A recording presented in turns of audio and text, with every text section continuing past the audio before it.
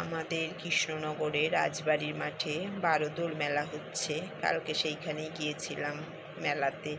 এত ভালো লাগছিল, প্রচুর জিনিস এসছে, প্রচুর জিনিস। অনেক রকমের দোকান এসছে, যে সাজের জিনিসের দোকানটা, হার, গলার হার, ব্যাগ, অনেক কিছুই পাওয়া যাচ্ছে। আর একটা ফুলের দোকান এসছে, এই যে প্লাস্টিকের প্রচুর ধরনের ফুল বিক্রি হচ্ছে।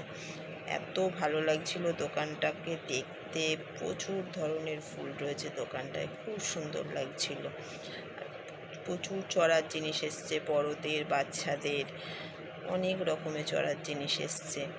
তাই একটু ঘুরে ঘুরে দেখলাম, দু একটা জিনিস কেনাকাটা করলাম, কিনে নিয়ে তারপরে গেলাম একটু ফুচকা স্টলের দিকে।